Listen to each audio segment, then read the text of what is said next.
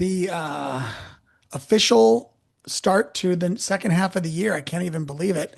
Does anyone else share my disbelief on that?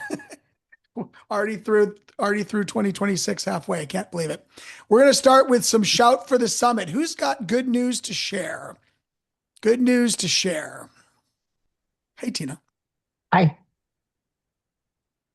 Don't make me call on you. Who's got good news to share?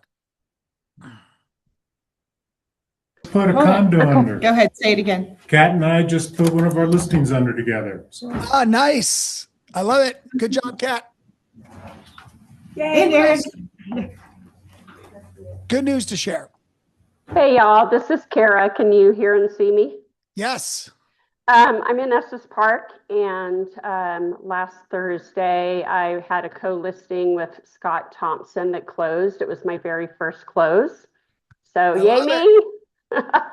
And also on the call today is one of our newest agents here in Estes. His name is Steve Rush. He doesn't have his video on. It's fine, but y'all say hi to Steve here in Estes. Hi, Steve. I think he has his video on. Hey, everybody. I misspelled my own name, so I'm not actually Stevel. Awesome. Welcome, Steve. Glad you're here. Kara, congratulations. I'm going to share some good news. I am waiting for the phone call that my second granddaughter is arriving. So fingers crossed it happens today. If it doesn't happen today, my daughter, who's a week overdue, is probably going to lose her mind. So something is going to happen big today. So I'm excited for that. Heather is watching the other grandchild. So we are in full grandparent mode. Let's move on to some quick announcements before we introduce Tina Brickhouse, our speaker. Don't forget, on Mondays and Thursdays, we have accountability for Breakthrough 120 on Zoom and in the Frisco and Edwards office. Productivity coaching with Katie is every Tuesday, also on Zoom and in the Frisco office, and contracts with Rod on Wednesdays. Hey, we are doing a blood drive at the Frisco location on Friday, July 10th. It's 10 a.m. to 2 p.m. I emailed y'all about it last week. You can sign up at vitalant.org, and you do have to put in a blood drive code. It's in the email that I sent you last Friday. If you would like to be generous and give blood, we would appreciate it. Every Monday, Charles, our regional tech trainer, and I are doing the Mile High Market Brief. And as a little brag, I can't help myself here. I Googled this morning, Colorado real estate news, and our Mile High Market Brief was the video of choice 3 times out of the top 4 in Google. So we must be doing something right, informing our agents throughout Colorado what's happening in the market. I also share that to say that we've been doing this since, I think, April. And if you are regularly posting on YouTube, read Google, because it's owned by Google, you can change the search results quickly. And video is a great way to do it. It requires good content on the video. It also requires a really detailed description. Because I was playing around with that, I also noticed that when I Google best realtor in Frisco, Colorado, Ann Skinner pulls up because she's all over video right now. And I don't know if Ann can hear me. I think she's over to the left of that one screen. Thank you for pointing her out, Leslie. But, and I also noticed, frankly, that this recording that we do every week is causing real estate training Vail to pop with this video every week. So, Google putting your videos on YouTube, read Google is a really great strategy. Don't miss that. Simon Sinek is going to be our keynote speaker at Mega Agent Camp. I don't have the slide for it, but yesterday on a KW International call, we announced 5 other speakers who are going to be at Mega Camp. It's a really solid lineup this year. So if you can make it, don't miss it. And the Rocky Mountain Summit is happening in our own backyard at the Hythe in Vail, September 23rd, 24th, 25th. September 23rd is an afternoon all about luxury real estate with Carolyn Woe. She's going to be interviewing a panel of luxury agents from all across the country. She's going to be doing some training on the market in the moment for luxury. After the event, we will have a cocktail hour from 4 to 6 on the pool deck at the Hythe. And then on the 24th, we start with our lineup for the Rocky Mountain Summit. And we have a great lineup this year. Jay and Wendy Papazan are going to be there talking about building big businesses and mindset and time control. Brandon Green is going to be talking about wealth. Lauren Lucas is going to be doing an AI presentation followed by a 3-hour AI workshop, much like the one we had a couple weeks ago with her in Silverthorne. Jordan Freed is going to be here this year. Our keynote speaker is Sahil Bloom. He's going to be talking about the top 5 types of wealth. He's going to share about wealth financially, but also wealth emotionally, spiritually, relationally, and physically. So you don't want to miss the Rocky Mountain Summit at the Hythe in Vail. We want to recognize some agents who are doing great things. For June, our top listings taken team in Summit County was the Skinner team. Listen, they took 15 listings, and that is quite amazing. And I share it because if they can take 15, so can you. It requires determination and consistent lead generation and 15 listings taken in 1 month. Kara has already spoiled my excitement about her first closing with us. 1422 Matthew Circle, Estes Park. Great job, Kara. We're proud to be in business with you. Ryan Richards took the most listings in Vail, and that was 4. And Brooke took the top, sorry, I have to keep moving my screen around to read this, was the top closing in Vail at 1.282 million. So without further ado, I'd love to introduce Tina Brickhouse. Tina, when did you and I meet? You're on mute. Sorry about that. Probably 2019-ish, I'm thinking. 2019. Yeah. Sounds Tina right to me. Tina at the time was a team leader in the Woodlands outside of Houston, luxury real estate office. And Tina, from 2019 until late last year, took that market center from a place where it was losing agents and losing money every single month. And she completely transformed the trajectory of that business. Today, they are growing and continuing to grow. They are profitable and getting more and more profitable. How many agents in that market center, Tina? Around 400. Yeah. And during that time, she earned her black belt. She earned her black belt as a team leader, which means very little to most, but from when you're in leadership at KW, you know what that means. That means that she not only did an amazing job of bringing agents into Keller Williams, but she did an amazing job of creating a culture where those agents chose to stay with us. And she also became a MAPS coach during that time. And that's why we asked her to come today. Tina, what's your topic today? I'm actually going to talk about, I'm working with a lot of agents who they're talking about how they feel stuck. They're stuck and their clients are stuck. So I'm going to talk about one of the things that I think causes us to have a little bit of paralysis. And sometimes that's called our confidence gap. And so I'm going to go through what that looks like from a client or a consumer standpoint and what it looks like for us as an agent. And then maybe some tactics that you guys can use to overcome any kind of confidence blocks you may have. And I don't know, if you take 15 listings, you're probably feeling pretty confident right now. So I can't talk to her too much. And that's awesome. I think that's great. But if you're in that place where we feel stuck, and I think all of us at some point feel kind of stuck. Even if we're the leader of market centers, sometimes we feel stuck. But especially, I think, as agents right now in this environment, I feel like we really feel stuck. So if you will allow me to share my screen, I have a few slides I'm going to pop up, and I'm gonna run through, if that's okay, Russ. You can share your slides while you're getting that ready and start working on that. I do want to mention to everybody that please keep Colorado agents from Keller Williams in your thoughts and prayers. As everyone knows, we have wildfires breaking out. I just got off the phone with an agent who has been evacuated from their property in Aspen Acres. We have actually 2 agents that I'm aware of who have been evacuated, and 100-degree temperatures coming up down in the Front Range south, and too much wind, no air support. It's a big concern, and I'll keep you all posted on it. Tina, take it away.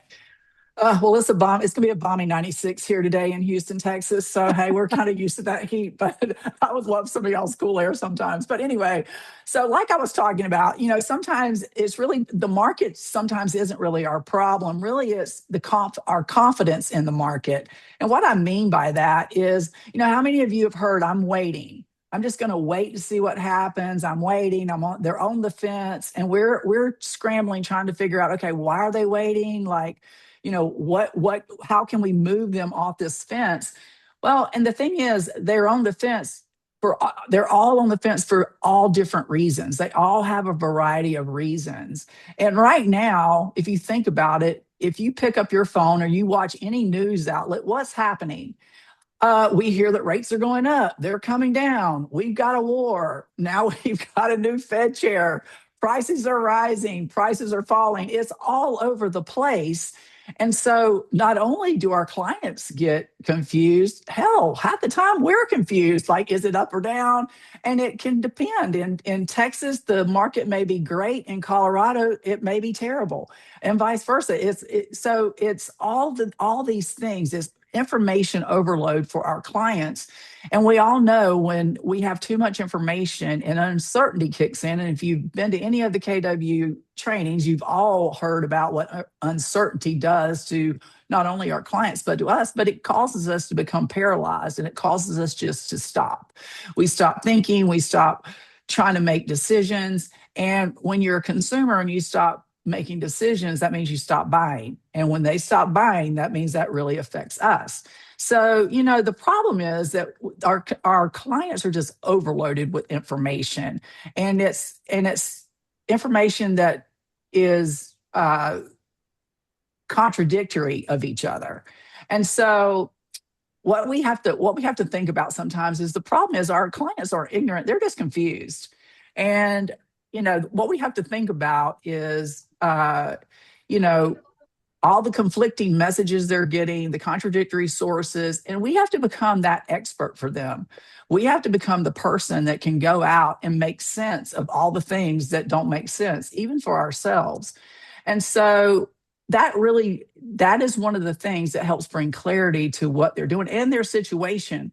So sometimes what we have to think about is, what are they really waiting for? And, one of the things they teach us in MAPS coaching is, are you water skiing or are you diving? And when we're diving, that means we're going deeper into the actual really issue. And we're actually asking probably 1 or 2 or 3 more questions to actually get to why are they really waiting? And, they're probably not waiting for rates. They may say, oh, the rates, but they don't even know what rate they have in mind, right? It's a rate, and they just hear they're going up, they're coming down. And if they're coming down, I want to wait. And if they're going up, I need to do it now. And so they're all confused.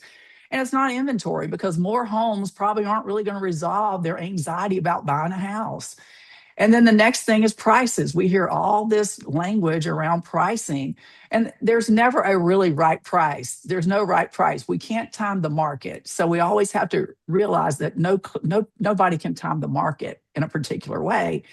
And then the other thing is, well, they're just going to wait for things to get better. So really what they're saying is they want to wait for some certainty. And sometimes we have to help them understand what that certainty looks like.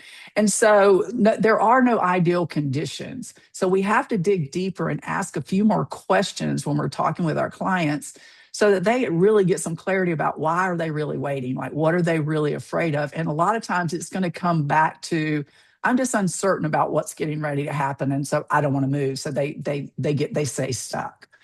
And we all know the thing is, no matter what the market does, life doesn't wait for us. Russ is about to have a second grandbaby this morning. You've got fires. We've got people getting divorced. We have people who die. Things happen. People get new jobs. They relocate. So life doesn't stop, and it doesn't wait for the market either. And so we have to work through these things and ask deeper questions and to get more clarity around what our clients are actually wanting. And then, what do they need?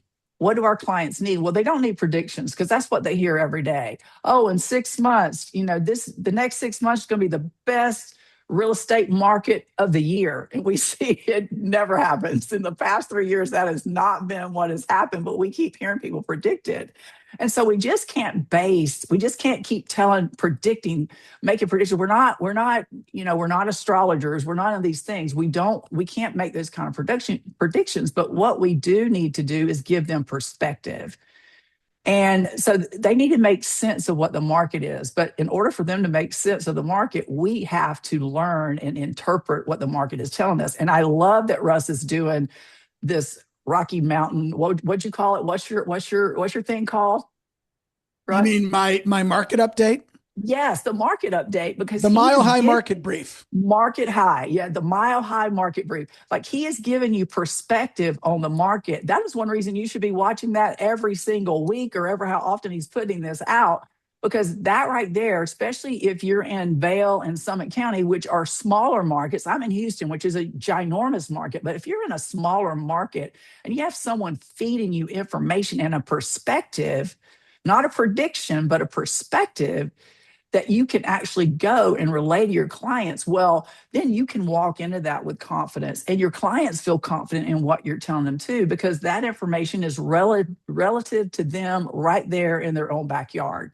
And that does make a very big difference. A lot of the news and a lot of things that here is national based reality. And that's not their reality. That's nationwide. So you have to really look at it from the perspective of what is happening in my backyard right now. So your job's not forecasting.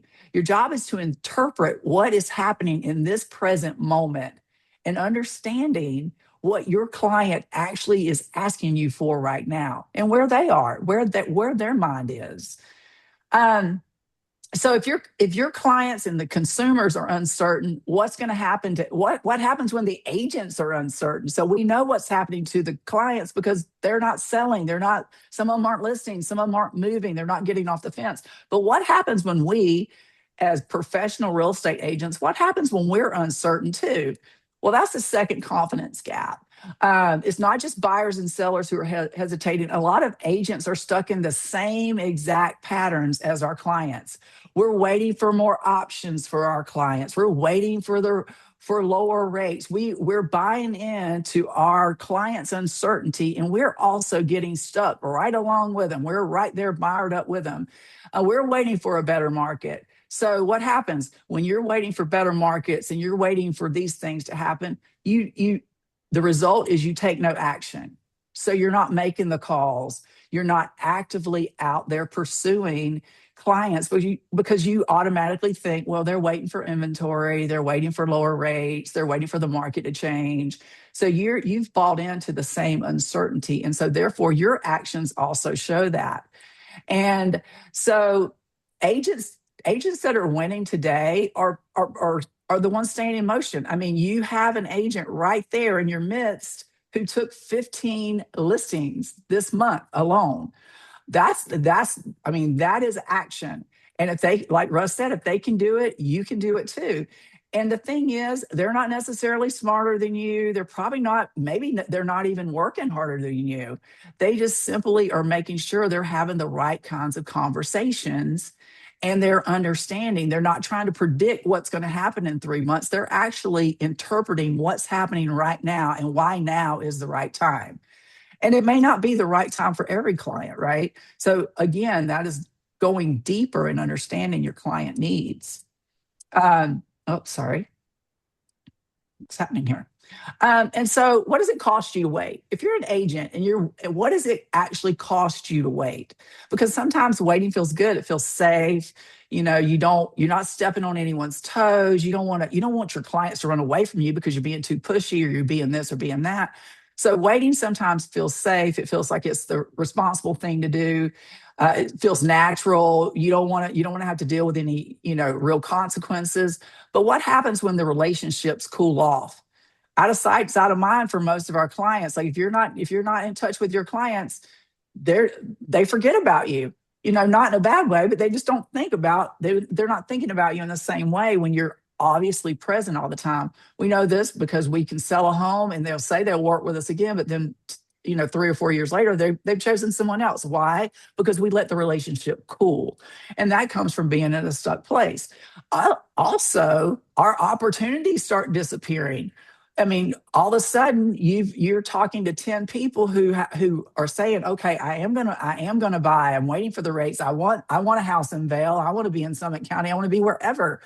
But all of a sudden you get stuck and you don't want to have these conversations because you don't know how to interpret what's going to happen.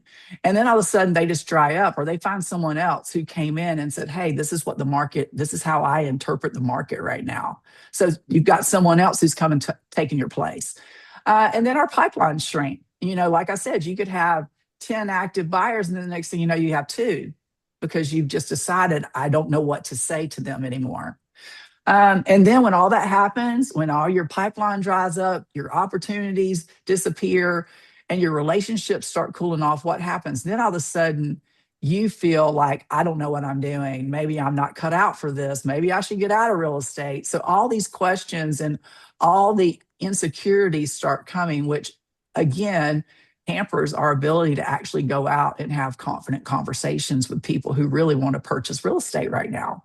So waiting is a decision and it has a cost. And so I want you to think about these things. How do I prevent my relationships from cooling off? How do I prevent my pipeline from shrinking?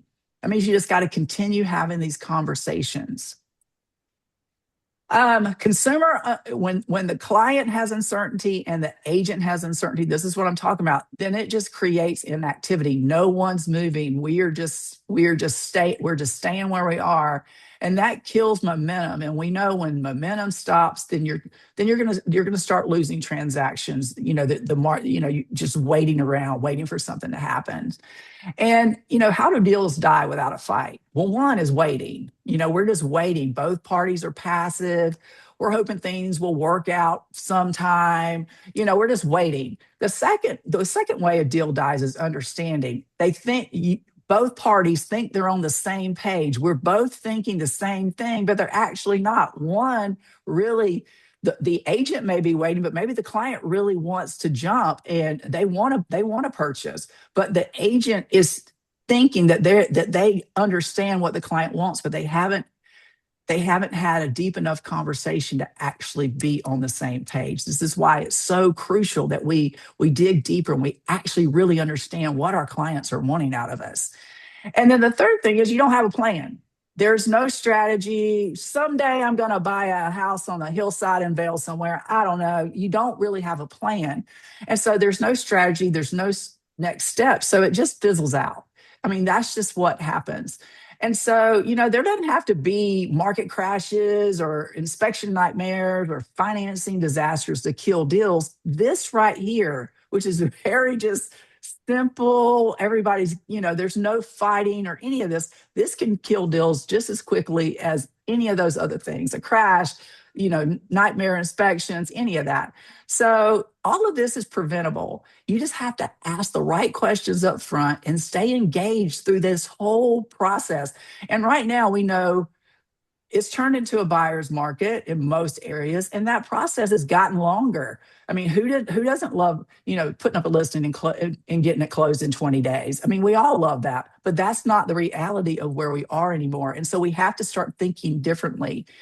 And as we have talked about before, people follow certainty. When they feel like you're confident in what you're saying and what you're relaying to them, then they buy into that. They believe it. They start trusting you as showing validity in the market. And that's the reason, these updates that Russ is doing, and you actually going in your own MLS and actually interpreting what is happening in our backyard right now is so vitally important, because when you're confident in what you're saying and what you're doing, and you understand the numbers too, like if you don't really know what's going on in the market and you're trying to BS your way through it, people read that in a heartbeat. So that's where your confidence comes into play, is actually knowing what am I talking? I know what I'm talking about.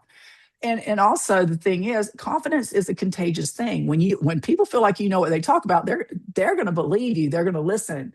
And so if you're anxious, then figure out a way. Go and study the market. Listen to these podcasts that will help you build confidence in what you're saying. And Phil Jones says the worst time to figure out what you're going to say is at the time you need to say it. So sometimes it's just practicing some of these things. Like Russ said, create your own video around some of this stuff.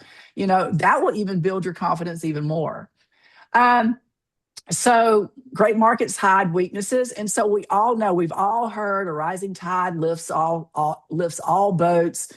And, when that happens, like 4 years ago, it didn't matter what kind of agent you were, you could sell some houses. And a lot of agents had really terrible habits, and they were easily buried because things were moving so quickly. But now today's market really exposes all your gaps. It exposes what you don't know. It exposes your confidence level, because you haven't actually really had to have these interpretive types of conversations in order to move forward. And so, the thing And is, Tina, yes, go ahead, I Russ. want to interject. It exposes what you don't know.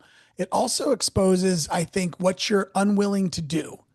Absolutely. Maybe maybe that's the next slide, but a market like today's market, it's very easy to see who is getting up in the morning and making proactive TCPA compliant phone calls, Right. or implementing their social media plan, or knocking on some doors. My wife's best friend just got a real estate license, and she put her own home on the market, because that's what we usually do right after we get our license. And she found some buyers, and they're willing to spend up to $2.5 million. And they haven't found the house yet. She was out in 90-degree weather yesterday, knocking on doors in St. Louis, Missouri, at the $2 million level, which, by the way, Vail people, that's like a $5 million house where you are. And she got 4 listing appointments just doing that. I mean, incredible. Yeah. Yeah. But that is the thing, great markets hide your weaknesses. And right now we're not in a great market. And so what we do know is, those professionals will always rise when conditions get tougher. They will figure it out, and they don't get stuck. And that's one of the key things I just want you guys to hear today is, if you're feeling stuck, get into motion, figure out the next thing to do. The thing is, one of the things I really want you to think about is to become a translator and not a predictor. Let's translate the market. What does it mean? Nobody knows what's going to happen. Nobody has the crystal ball. I don't care who they are. I don't care if they're a Fed chair, that nobody has, not even Trump. None of us have a crystal ball. We think we do, but we don't. And so we need to stop trying to predict, and we need to start translating and interpreting exactly what's going on. So what great agents actually do, they don't forecast the market. They make the market make sense for the person sitting across the table for them. Because they're all different. Some people have cash. Some people need financing. Some people want to be here. They want to be there. They have families. They all have their own situation. So what today's market means, explain what's going on in the market in the simplest words. And if you're using AI to do this, go back in there, take whatever blurb it's given you and say, write this in fifth grade language. Then everybody understands it, unless you don't have a fifth grade education. I think most of us today have fifth grade educations. So think about it. Make sure it's simple. No, you don't have to sound like you have a PhD in real estate to sell real estate. You just have to make it make sense for the person sitting across the table from you. And then the next thing is, what options exist today? Help them see the full picture of all their options, the financing options, where they could be located, whatever their predicament is. Understand what is needed, understand their full picture, and just don't give them, well, you can have this or have this. Give them the options. People love options. And also help them understand what the risks are today if they buy today. Acknowledge that they're out there and have an honest conversation around it. And then what are the opportunities? Show clients what others are missing when they're waiting on the sidelines. So sometimes creating, and I would also say, if you haven't ever really worked with a lot of buyers or been in a buyer's market, go back to the shift book, start picking out some shift tactics to work through. Those things will help you understand a buyer's mentality. There used to be a great class at Keller Williams called Winning. Was it Winning with Buyers? Was that what it's called, Russ? Winning with Buyers? Win with buyers, yeah. Win with Buyers. Another great class to help you through understanding buyer needs and how to really work in a buyer environment. So I'm going to give you about 5 or 6 different activities that you can use to get unstuck. If you're feeling that, or to even become someone who can translate the market. So what I'm going to challenge you to do is to make some of these translator calls. Call 5 of your past clients, or maybe 5 of your cold leads, and don't call them to pitch them something. Call them to talk about, this is what's actually happening in our market right now. And, because there's more listing inventory, buyers actually have more negotiating power today than they've had in 3 or 4 years. That's a great conversation for a buyer who's been on the sidelines for a while, because they're thinking, oh my gosh, I'm going to have to go over list. It's going to be multiple offers. Nobody wants to deal with that kind of thing. So sometimes it's just going back to maybe some of those cold prospects you had and say, okay, market has really changed. And now this is why it might be a great time for you to get back in it. So make it a translator call, not a pitch. And be valuable, be genuine, not transactional. We all know we need to have a relational style business. And then the second thing is create some clarity content, like share Russ's content. I mean, that's as clear as it gets. He has given you actual market data for your county and in Vail and Summit counties. He's given you information right at your hands. Take that and interpret it in your own language for your clients. And, stop all posting your listings. Okay, there's listings. Great. We have to market our listings. But start explaining actually what's happening and why it matters to the people who are out here trying to transact. Why does it matter that I list my house right now? Why don't I wait a while? There's a lot of other listings on my street right now. Should I wait? So having these types of conversations and helping them understand, like, why don't wait, or yes, or maybe, giving them the options of, this house versus that house. Talk them through the process.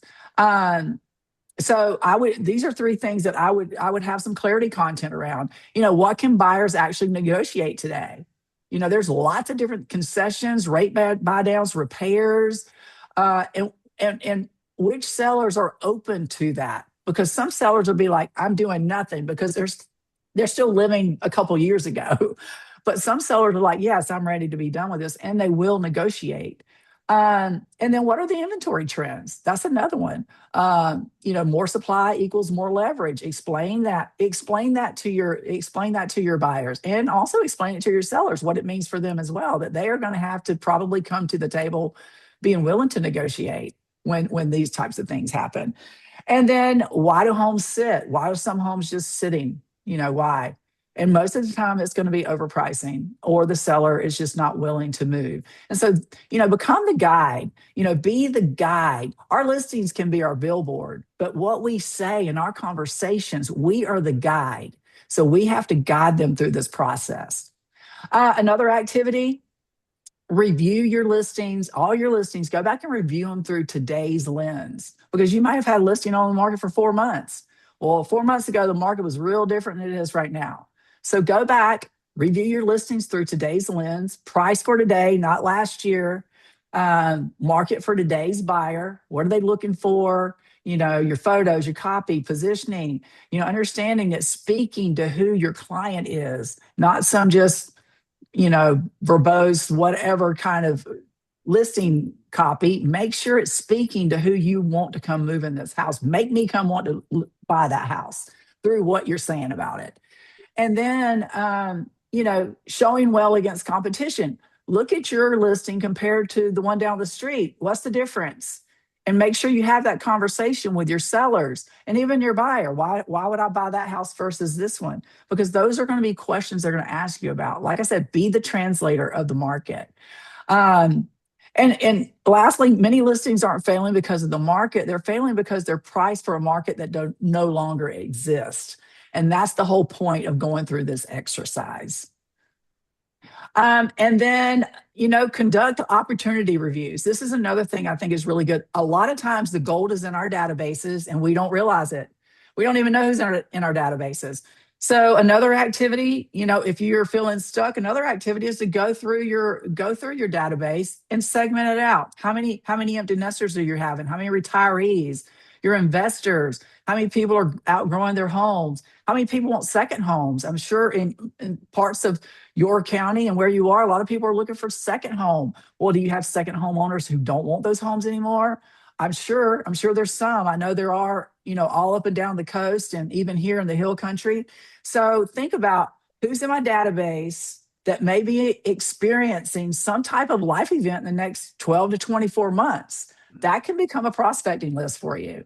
So think about where are my opportunities, and then make sure you're going out and having some talking points around those opportunities. And increase your face-to-face conversations. And we've talked about this. Trust is your biggest competitive advantage when you are a realtor. Confidence helps you build that trust, and being in front of someone talking face-to-face, a lot of times that is going to also help you build your confidence, especially if you've done a little homework around their home, their neighborhood, even your friends. This helps build confidence, and it also puts you into action. And then I would say, lastly, audit your pipeline weekly. Who is stuck? Which of your clients is stuck? They haven't done anything for 30 days. The listing hasn't done anything for 30 days. No one's even came and unlocked the lockbox in 30 days. So that means that property is probably stuck. Either the client's stuck or you're stuck, whatever. But think about, okay, is this am I stuck here? Am I stuck? Are me and my client stuck with this particular property? And, then look at, why are you stuck? Are you scared? Are you confused? What is the questions we have not answered for ourselves to keep us in this spot? And then lastly, what's missing? What piece of context or clarity would change their decision? Again, that comes down to some questions, actually getting down to what their actual motivation is. And we know when you're in a buyer's market, motivation becomes everything. And so I want you to, think about what do most people, what is their motivation? And a lot of times motivation also turns into clarity. They want to move, but they're stuck because they're not clear on why or how. And that's our job, is to be that person. So your new role in this market, the opportunity today is not to know more than anyone else, because Lord knows none of us know it all. It's to help people make sense of where they are, what they already know, and then to translate what they need to know, help them understand the market. Again, you are the interpreter, you're the guide, you're the calm, you should be the steady voice in a noisy room. And that's a very extraordinary thing to be when all the noise is going on. If you're the one who is calm, cool, and collected, and you can say, well, look, this is how I see it. This is what my research, my data has told me. Then you become the one in the room that takes the lead. And you know what? Agents have been building businesses in every kind of hard market we've seen. I mean, here's a list right here of really hard markets. And I know agents who succeeded in every single one of these markets. And generally, it was the one who got up, got dressed, and showed up. And they weren't afraid to go and learn and actually have the hard conversations. And sometimes it's just about having a hard conversation and just feeling good that, I don't like this conversation either. I'm the interpreter. That's all you are, is the interpreter. So the market isn't waiting for certainty, and neither should you. And that's what I'm going to close it with. Nothing is certain in life. It changes every single day. We have to keep getting up, showing up, and moving forward. And thank you so much for allowing me to come in and speak today. And if you have any questions, I'm happy to stick around and answer any. Russ, back to you, hon. Thanks. Absolutely. Thank you, Tina. Tina, can you put your email in the Yes. in the chat? And then if someone has a follow-up question, they can shoot it to you. And also, if you have buyers or sellers in the Woodlands area of Houston, let Tina know. She can help. Absolutely. So, hey, folks, I wanted to share. Tina made me think about one thing that I wanted to share with you. Every week we send you this email. And if you scroll down to the section that says tools, there is a area where you can click on a toolkit that we've created for you. And the tool that I want to share with you is right here, called Stats for Agents. And if you look into here, you'll notice that every Friday, my team puts together a statistical report for Eagle County, Grand County, Park County, and Summit County. Sorry, Estes Park, I can't figure out how to work your MLS. I'm working on it. But if you go into Eagle County, you'll notice that, let's see, what's the order here? You'll notice that our last update was on Friday. We put together a total market overview for you, which breaks down Eagle County by price band, and it gives you talking points that are real to use with your clients. Because if your clients are listening to the talk track on CNN, MS Now, Fox News, insert whatever, CNBC, they are not getting the details as to what's really happening in Eagle County. But this report is direct from the MLS. It's done every Friday. And if you want to be hyper relevant in Eagle County, wouldn't it be nice to know what's happening at every significant price point? And you might be thinking, well, what about luxury homes? And we also have a luxury version. LMO stands for Luxury Market Overview. TMO stands for Total Market Overview. This is sent to you through the link that I showed you in the Basecamp newsletter each and every Friday. It's always updated. Same for Summit, Grand, and Park County. You might check it out and follow up with me if you have questions. By the way, this list of links that you get every week, it's got a mortgage report that's updated every week. It's got newsletter content sorted by location, including Estes Park this time. And you can cut and paste that content and stick it into your weekly SOI newsletter. It's got our vendors. It's got recordings of all of these sessions that we do. It's got a link to that Mile High Market update a brief that we've noted. It's got Jason Abrams' podcast. It's got all of our social media pages and a bunch of other things. So don't miss that. Hey, Tina's been awesome sharing with us about that issue of helping your clients and yourselves get unstuck. Next week, Meg Day is speaking. She is a top luxury agent out of Chicago, just moved to Boulder, and she's going to be talking to us about how to sell more luxury homes. Coming soon will be the topic for the 14th. Tom Toronto is a top agent out of Melbourne, Florida. He's going to be talking to us about I just blanked on his topic. Jeffrey D'Angelo is going to talk about luxury homes. He's a top agent out of Portsmouth, New Hampshire. Isaiah Perez is a brand new agent. Listen to this, brand new agent in Montrose, Colorado. He has sold $16 million worth of real estate in the last 12 months in his first 12 months. And you're going to want to hear about that. So thanks for being here. Whoops, wrong direction. And we'll see you next week.